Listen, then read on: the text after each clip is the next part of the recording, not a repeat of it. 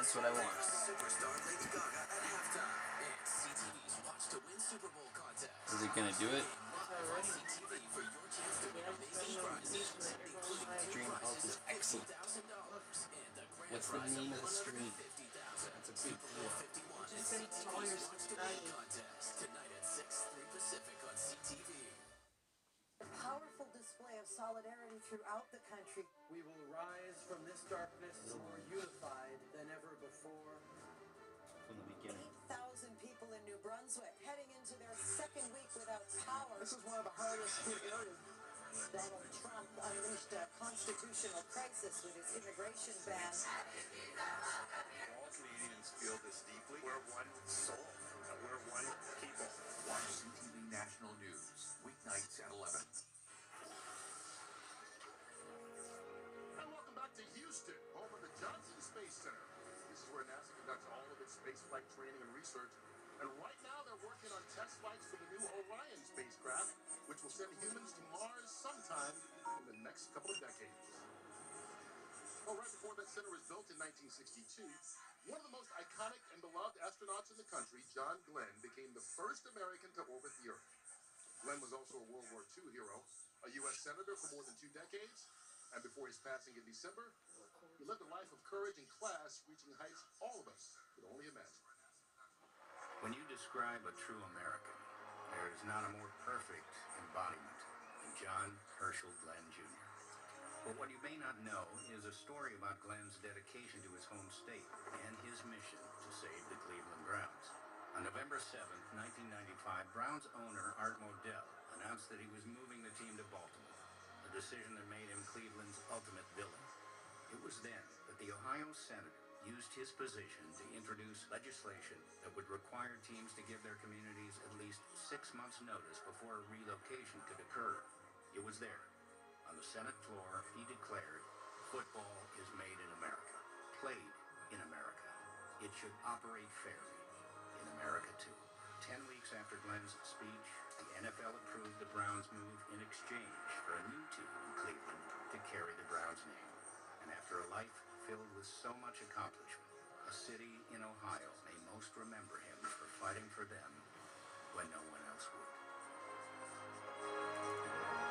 By the way, thanks to Gary Sinise, the actor who was in Apollo 13, for voicing that over. You know, John Glenn was an amazing American. Also, you know, remember he ran for president in 1984. He was the first presidential candidate I ever met because he came to the Cole College campus and we got to see him. Talk about the right stuff. Yeah.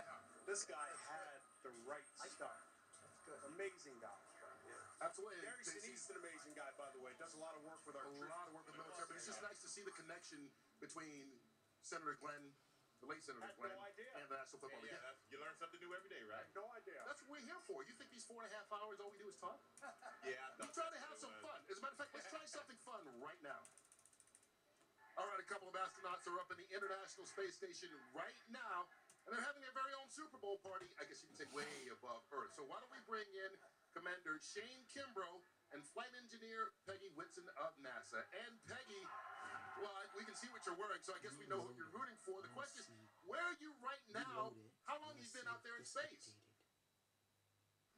We're actually over the South Pacific right now. We're traveling at 17,500 miles an hour, floating here at on the International Space Station. Shane has been here 109 days, and I've been here 79. That's cool. When you get back home, will you teach me how to do that? That's a pretty cool trick. Shane, you're from Atlanta and a Falcons fan. How do you get to follow the Falcons while you're on a mission? That's a great question. Almost all of my sports information comes from my son, so he's my #1 resource. But I do get a few sports shows sent up to me as well, and I have friends and family that keep me updated by email. Hey, Peggy, you're obviously a New England fan. You hopefully get a win today. And who's your favorite player on the Patriots, Peggy? Your son. It has to be your son. Oh, you are, bless your heart, you are a sweetheart. You didn't have to do that. So they get a win today, and you drop the mic. Go ahead, drop the mic right now. Just drop it. Hey, Commander Kimbrough, you're an Atlanta Falcons fan. If they do win today, how are you going to celebrate? to do it very quietly. It's going to be about 3:30 in the morning up here, and everybody else is going to be asleep. But I'll probably do a Little Cool. I like it. this is Michael Strahan, and I have a little Super Bowl trivia for an astronaut, okay? Here we go. Who was the MVP of the first 2 Super Bowls? I'm going to give you 4 choices here. A, Warren Moon. B, Rocket Ismail. C, Mercury Morris. Or D, Bart Starr.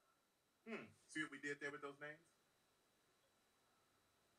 Well, yeah, that's an easy one. You got to give me a little harder one. But Bart Starr, because I know the Packers were in it, and he was the there we go. Super Bowl He got it MVP. right. I know Great you got job. a 2-time Super Bowl MVP right next to you there with Mr. Bradshaw. Thank you Look so at much. that, Joe. Man, I appreciate that very much. Thank you. They've got the internet up there in space, too. Lots of research done. Thank you so much. Good luck to you. Stay safe. Thanks, guys. Thank you. Thank you. All right, time now for us to see who Jimmy thinks will have the right stuff tonight as he heads over to NASA's Mission Control to see what each team needs to do to win the Super Bowl.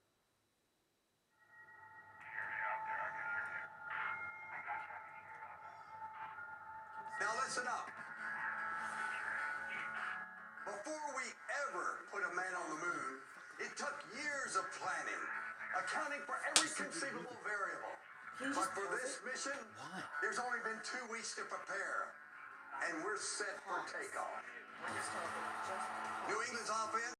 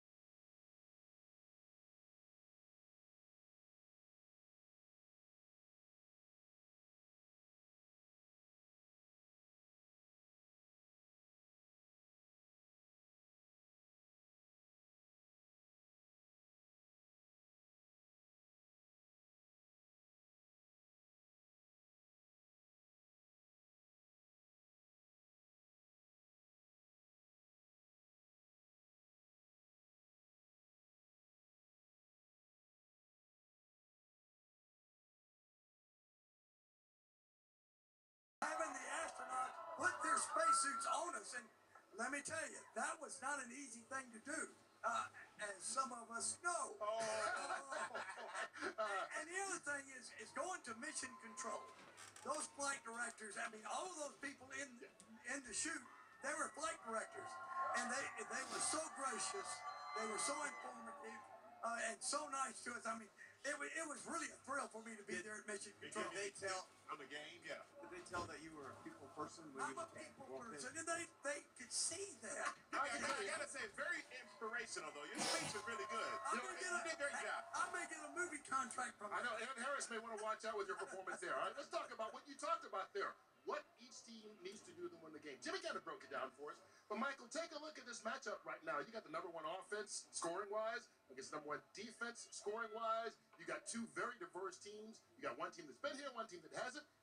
Take it for wherever you want. I mean, Kurt, there's only been 1 Super Bowl back in 1989 where the #1 offense smoked the #1 defense, and that's the 49ers. That was a different team. The Atlanta Falcons have some similarities with the great offensive, with great wide receivers, great running game, experienced, smart quarterback, and they're going to need all those things. New England's going to try to restrict the opportunity they have offensively by running the ball, keeping that offense off the field. But the one thing in the piece earlier with the receivers for the Atlanta Falcons, they all talked about fun.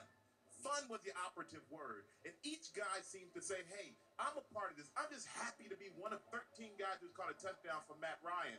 And I have a feeling if you try to shut down Julio Jones, these guys are ready to have their fun today and pick up the slack. And I don't think they would miss a beat. The reason why they're having fun is because they've been dominating people. Everyone's catching the ball. Everyone's going over the top. Chunk plays. And I think for New England to be successful against this dynamic offense, which is no easy task, I think they have to force Matt Ryan, Kyle Shanahan to be patient. They've got to keep the ball in front of them, tackle. And Matt Ryan, if there's one knock on Matt Ryan, is Matt Ryan loves chunk plays. Kyle Shanahan loves chunk plays. Force them to be patient. Maybe Matt takes a chance and makes a mistake. Well, quick before I talk about New England, you're exactly right.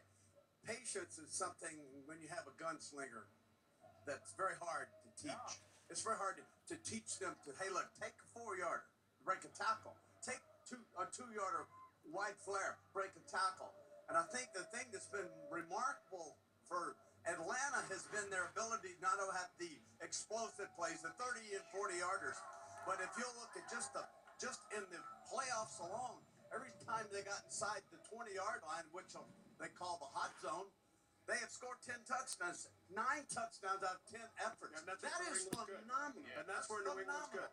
And New England, listen, I said here, I've listened to Belichick and the Brady stories for weeks on end. Loved every one of them, the relationship I have developed with Tom and yours with Bill. The one thing we're going to see is they are going to take away something. And the great quarterbacks find a weakness. And Brady will do that like he's never done it. And I expect both Matt Ryan and them to do it. I know this is a long pregame show, but we have to get over to the stadium. Kickoff's about 3 hours from now. Why don't you guys come out here? This crowd, the city of Houston, really, has been fantastic for us all week long.